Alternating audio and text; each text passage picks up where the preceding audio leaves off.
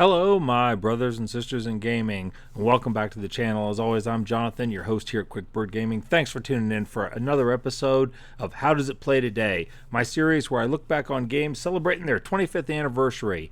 Since it is 2025 as I'm recording this video, we're looking at games that were published in the year 2000, and for this episode, I have chosen the game Final Fantasy IX.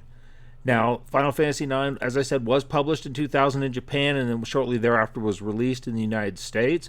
It is the last of the Final Fantasy games from the PS1 era. After this, Final Fantasy X would come out on the PS2 and change the scheme of the games a little bit. So this was kind of the last one of the old games. I'm playing a version that I got off Steam that has the graphics have been punched up a little bit for this I wouldn't necessarily call it a remaster, but for this version. So it's a little cleaner than the original game. It's just a little less pixelated. But that's what we got going on here. Now, the story of Final Fantasy IX concerns 8 different characters who kind of come together to save the world. Because what else would they do? In that opening sequence, you saw a couple of them. The main character, if there's a protagonist, would maybe be Zidane, a monkey boy who's part of a acting and kind of a swashbuckler troupe. They are commissioned to kidnap Princess Garnet of the Kingdom of Alexandria, and they do so, and Princess Garnet, as it turns out, wants to be kidnapped, and she wants to get away from her mother and get out in the world. They are accompanied by Steiner, one of her bodyguards, and Knights of Pluto, Vivi, a young boy who is also a very powerful black mage, and they're later joined by Freya, a rat warrior from the Kingdom of Clara, Aiko, a young woman who had a little girl, actually, who has a crush on Zidane, Amarant, a mercenary, and whatever the hell Queen A is. So now that we've kind of introduced the characters and what they're up against, we ask the question, how well does it play today? I have to say, I think Final Fantasy IX holds up incredibly well, even when measured against today's games. Now, your mileage will vary with this because it is a turn-based RPG. If you don't like RPGs or if you don't like turn-based, it may not appeal to you as much. Having said that, FF9 is an amazingly well-packed game. There is so much content shoved in here. I think it's hard to do it all. And I think it hits the several high notes. It has a good balance in several areas that not every RPG manages to accomplish. For one, it's got a compelling main story that at the same time you still don't feel like you have to stick with it full time. You can wander off away from it without feeling like you're missing something. That was one of my big complaints about Final Fantasy X when the world finally opened up and you could kind of start branching out more without doing tons of backtracking. You were at about kind of the 90% mark and you were almost done. That's not the case here. You start getting more freedom of movement earlier, say around about a little over halfway through it, you'll start getting more freedom of movement, which also strikes the balance not only between story and exploration and stuff, but it also strikes the balance between open world and a linear tale.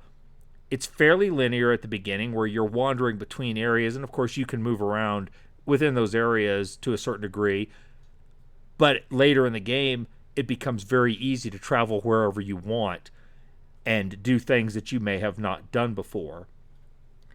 Now, combat, as I'm showing here on the screen now, is a big factor. It is turn-based, though unlike some other Final Fantasy games where you can see whose turn is coming up and whatnot, you can really only gauge it by the ATB segments, the attack something. I don't remember what it stands for. But in the bottom right-hand corner, you can see where those green bars fill up. Then you know when a character's getting ready to attack. But you don't always know what order your character's going to go and what order the enemy's going to go. So it does require a little bit of flexibility. You can skip a character and make them wait to time their attack better.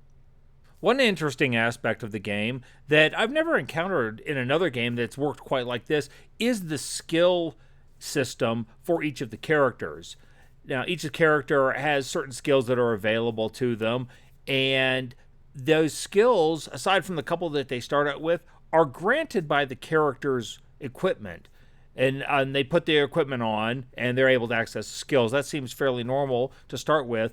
But what happens is that each character will start to learn the skills as they continue to use them, and they'll get to a point where they won't need the equipment anymore. Once they fill the skill meter, it will become a learned skill, but they can't learn it without wearing the equipment long enough and going through enough combat. So I thought that was kind of, I don't, like I said, I don't know if this is fully unique among video games, but I've never encountered it before. And the fact that, like I said, you can kind of sit there, and when you are putting your equipment on your characters, you're trying to equip them better armor, better weapons, and so on. You also have to balance out the fact of them having to wear that gear long enough to learn the skills that they need. And that becomes just another balancing act as you are putting together, your party. You have the 8 party members. 4 of them can be on the screen at the same time. So not only do you have to say, you do the classic kind of RPG, I want a tank, I want a healer, I want a damage dealer, that kind of thing. Not only do you have to do that, but you also have to account for the skills that each of these characters have, because characters like Zidane and Steiner, the monkey boy and the knight, are both pretty effective damage dealers, and they have good amounts of hit points and are effective at taking damage, but they have a different skill set. And based on whatever equipment they have, they can have a very different skill set. And that layer of complexity really adds to the planning and the ability to tailor the game the way you want, to be able to play with the characters the way you want to play them. Traversal is pretty easy and intuitive. It kind of comes in 2 flavors. For smaller areas, you get an isometric perspective where you can walk around and talk to NPCs or examine objects. If you're in hostile areas, you can still be attacked and still have enemy encounters. In friendly areas, that's not the case, though. Then when you switch to the world map, you have more of a top-down perspective with whatever character you're in control of at the story showing up on the screen there. And you can move in these areas freely. It's why I said it was kind of a limited open world. You can move in these areas freely and go to points of interest. You can also fight mobs and do some other things. And later, when you get the ability to travel the entire world, you can move between these open world areas and go back and forth to continue to explore them. Also, in addition to the story being compelling, like I mentioned earlier, the story is also very, very dark. Now, don't be fooled, because when you first look at this game, because of the zippy music and the cheerful color palette and the fact that the characters are a little chibi-esque with their somewhat larger heads, it looks like a very happy game. It really isn't. Right from early on, when Zidane and his friends are kidnapping Princess Garnet, and Garnet's mother, Queen Brane, tries to shoot the airship down and looks rather pleased when she's doing it. The implications start to sink in later as things happen. It's really not a happy game, at least at the beginning. It is rather dark. So don't be fooled. All 8 of the characters have their own character arcs as well, with associated activities and quests, which also adds to the flavor of the game. So the storytelling here is top-notch. And the characters, it's very easy to just fall in love with these characters because they are unique and they all have their own voices, they all have their own motivations, and they're just very well written.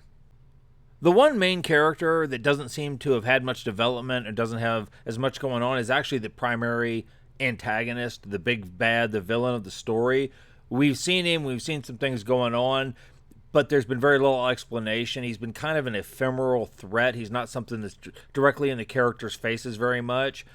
So, and I'm 2/3 of the way through the game as of recording this, and I understand things could change in the end, but thus far we just haven't seen a whole lot about what his motivations are or anything. And that's a little bit of a disappointment. I would have preferred somebody with a little more over-the-top drama that at least is visible. Main story aside, Final Fantasy IX has an incredible amount of side content and other things to do when you're not following the main quest. There is just a remarkably well-packed game. Aside from the main quest, there are collectibles that you can run around the world and find. There's a quest associated with the Moogles, these little cat-like things that kind of act as your save point, and delivering letters between them for rewards. There's a card game called Tetramaster that you can play with various citizens around the world. And you can find cards and kind of build up your deck. I wasn't as big a fan of Tetramaster as some of the other content, but it's there if you want it. There are little activities that pop up here and there in the course of just running around in the cities and whatnot, and give you options of games you can play as you're doing that. And of course, there are chocobos. You have to be able to ride chocobos in a Final Fantasy game. Having chocobos around is the way to go. And when you're actually riding a chocobo, the musical overtone in the main world screen shifts from this kind of ethereal, dreamy tune to a little guitar acoustic type of tune that's really cool.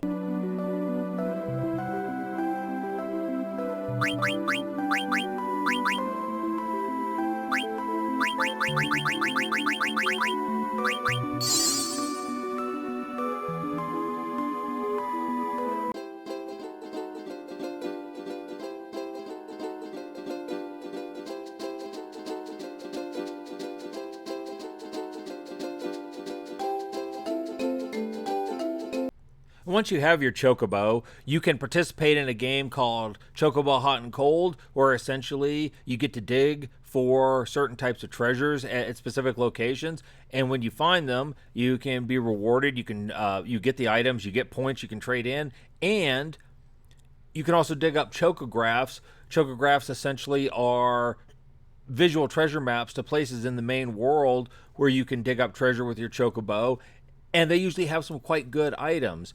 So the chocobo just isn't a riding, just isn't a mount for mechanism. There's a lot of gameplay with that too. And I haven't even touched on some of the things like the quest for catching frogs and some of the other just mini content. This really is a content-rich game that if you're enjoying playing the game, you'll never be at a lack for something to do. Just to touch briefly on the technical aspects, I do recognize that this game is 25 years old, and the graphic appearance is somewhat dated, even with the punched up graphics from the Steam port. You can also tell that this is a PlayStation era game just from the way the menus handle and some of the other aspects of the interface. This is a game that plays better with a controller. You can play with a keyboard mouse, but I didn't find it very comfortable. I thought it handled better with a controller. So it has some of those legacy artifacts in it. Having said that, the sound design is still excellent. The ambient sound is good, and like most Final Fantasy games, the soundtrack is excellent. The music is very appealing to the ears, and it matches the tone of the game perfectly, being very relaxed when you're kind of just wandering around and then picking up tempo when you're in combat. All of the music is very good. And I have to add this, because this is a game that's 25 years old, it came from an era when games had to work out of the box. There were no 100 gigabyte day one patches. And Final Fantasy IX, this port ran smoothly, never had a crash, never had a glitch, never had any kind of real errors. The minimum system specs are very modest, meaning it could be run by people with potato computers, and this game can be enjoyed by a lot of folks, including folks with older systems who couldn't afford to upgrade. So it's accessible to a lot of people, and that's a good thing. So, final verdict, how does it play today? Well, as if you couldn't tell, I still think this game plays incredibly well. It is still a lot of fun. The characters are relatable. The story is deep. There's a lot going on, and there's no shortage of things to do. It handles well. It runs flawlessly, and it's just been a delight. Game normally retails for $20 on Steam. I got it for less than half that on sale. I've already put 70 hours into it, and I'm not done. In fact, I still have a lot to do in the game, and it feels like the 70 hours just flew by. So definitely, if you like Final Fantasy, do yourself a favor and play this one. If you like turn-based RPGs, play this one. come check it out because you could usually pick it up for a few bucks, and it is definitely worth it. So Final Fantasy IX gets 2 thumbs up from me. It is still worth playing today. All right, folks, I'm going to leave this one here. Thank you for tuning in for another episode of How Does It Play Today? I appreciate that. If you enjoyed this content, leave a like on the video. Drop a comment down below. Tell me what you think of Final Fantasy IX. And if you enjoy this content, please consider subscribing to the channel. It only takes a second, 1 click, and it helps me get some wider exposure and some more feedback, and it just really helps the channel a lot. If you have a game you'd like to see featured on How Does It Play Today, I'm still doing games from the year 2000. So if you have one you'd like to see, comment, DM, let me know, and I will see what I can do. In the meantime, I'm going to go ahead and move on to the next thing. Thank you once again for tuning in. You all go out there, live your best lives, and y'all stay gaming.